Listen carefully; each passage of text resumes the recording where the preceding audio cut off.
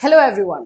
NIOS DElEd के बारे में जैसे कि आप लोग जानते हो कि जो सुनवाई ट्रांसफर पिटीशन की 12 जुलाई को होने वाली थी, डेट आप लोगों को दिखाया गया था, ऑनलाइन निकाल कर हमने आपको दिखाया था, फिर से उसमें चेंजेस देखने को मिले हैं। क्यों ऐसा चेंज हो रहा है और किस तरह से हो रहा है, इस पर भी बात होगी। और एनआईओएस डीएलएड के बच्चों की आगे की क्या स्टेप है, आगे क्या वो रास्ता जो है, कौन से रास्ते पे चलने वाले हैं, क्या क्या चीजें प्लानिंग चल रही है, उस पर भी हम बात करेंगे। सो फ्रेंड्स, चैनल पर पहली बार विजिट करें तो चैनल को सब्सक्राइब कर लेना, बेल आइकन को हिट कर देना। यहाँ पर आपको एनआईओएस डीएलएड से रिलेटेड तमाम खबरें दी जाती है जो आप लोगों के लिए जरूरी है।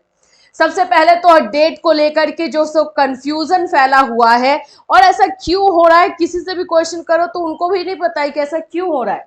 आप लोगों को पता है कि ट्रांसफर पिटीशन की सुनवाई जो है पहले 29 जुलाई को होने वाली थी, ठीक है। फिर हमने आपको बताया कि डेट जो है सडनली चेंज होकर के 12 जुलाई हो गया है। सडनली डेट चेंज हुआ और 12 जुलाई हो गया था, और अभी फिर से डेट चेंज हो गया है और फिर से 29 जुलाई का डेट शो होने लगा है। यहाँ पर कंप्यूटर जनरेटेड में आप देख सकते हो।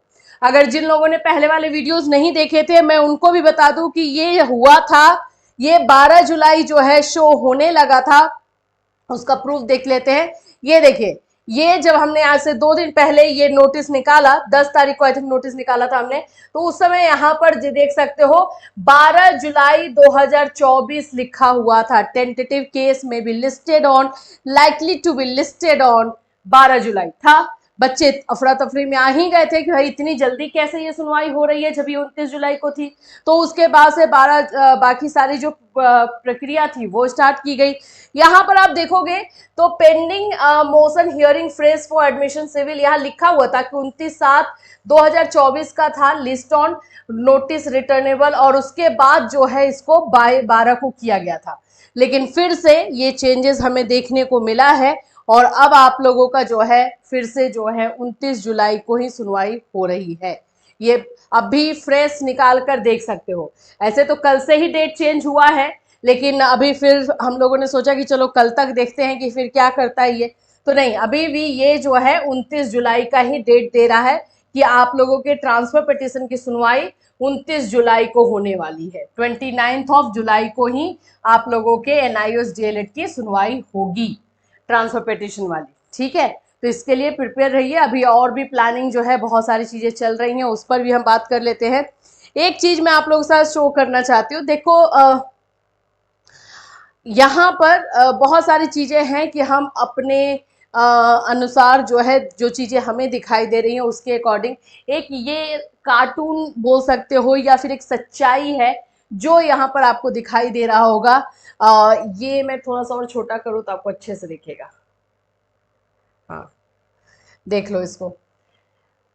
एनआईओएस डीएलएड 14 लाख अभ्यर्थियों, और ये है 14 लाख अभ्यर्थी जो कि मोदी जी के पीछे जिन्होंने ये चीज बोली थी कि ये हमारी गारंटी है, और आपने जो नोटिस था उसके ऊपर इनका फोटो भी देखा था। ड्रीम प्रोजेक्ट के नाम से इसको बताया जाता था कि ड्रीम प्रोजेक्ट है जिसमें जिसके अंतर्गत हर टीचर ट्रेंड होगा, कोई भी टीचर विदाउट ट्रेनिंग के स्कूलों में नहीं पढ़ा पाएगा। इस तरह की चीजें जो है उस समय बोल करके इसको लॉन्च किया गया और उसके बाद से बच्चों को करवाया गया। 14 लाख अभ्यर्थी जब ये एनआईओएस डीएलएड कर लेते हैं तो उसके 7 साल के बाद इसको जो है इनवैलिड बता दिया जाता है। तो अब सरकार जवाब क्यों नहीं दे रही है, अब सरकार चुप क्यों है? इस ड्रीम प्रोजेक्ट का आखिर में क्या हो गया? ड्रीम पूरा हो गया, प्रोजेक्ट खत्म हुआ, ऐसा है क्या कुछ? तो ये चीजें भी हैं। चलो फिलहाल हम लोग अब इस पर क्या बोले, ये तो एक तरह से सच्चाई बन चुकी है। आगे का प्लान क्या है एनआईओएस डीएलएड अभ्यर्थियों का? इसमें देखो, सबसे पहली चीज मैं आप लोगों को बताऊं, आप लोगों की यूनिटी चाहिए और कुछ नहीं चाहिए।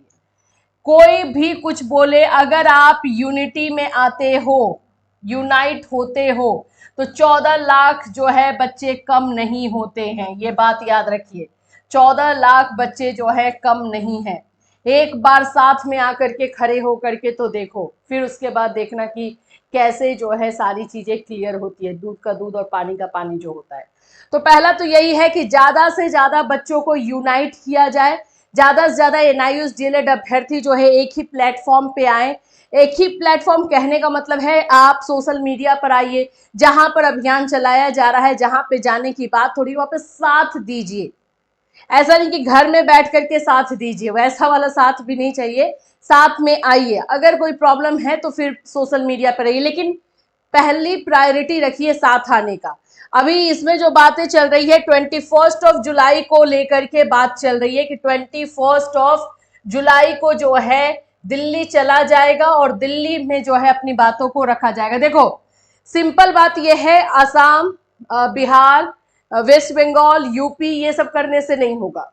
जिस दिन भी आप लोग जा रहे हो एक ही दिन प्लान करके आपको जाना होगा, वहां पर अपनी सारी बातों को अच्छे से पॉइंट वाइज पूरी तरीके से वहां रखना होगा जो आपके साथ हुआ है। देखो कभी कभी होता है ना कि हमारे साथ गलत बहुत ज्यादा हो जाता है, लेकिन हम उसे अपने शब्दों में बयान नहीं कर पाते हैं, रख नहीं पाते हैं कि हमारे साथ क्या क्या हुआ है। तो ये भी बहुत जरूरी है, क्योंकि आप वहां पे नॉर्मल किसी से तो बोलने जा नहीं रहे हो, है ना, वैसे लोगों के पास जा रहे हो जहां पर आपको पॉइंट टू पॉइंट बातें भी करनी है और साथ में अपना दर्द भी बताना है। तो दोनों चीजें जो है मिली हुई होनी चाहिए। तो 21 जुलाई को लेकर के जो है ये प्लानिंग चल रही है दिल्ली जाने को लेकर के। मैं बोलूंगी जितने अभ्यर्थी हैं उनको साथ में आना चाहिए। आप बीएड वाला मामला देख लो, 12 जुलाई को उनका जो है ट्रांसफर, उनका रिव्यू का सुनवाई होने वाला है। उन्होंने वो 10 को गए कि नहीं, धरना किया कि नहीं उन्होंने दिल्ली में, असर तो हुआ है। इसीलिए अगर 29 जुलाई को आपकी सुनवाई होनी है तो आप लोगों को भी उसके पहले जो है एक बार दिल्ली में धरना प्रदर्शन करना चाहिए।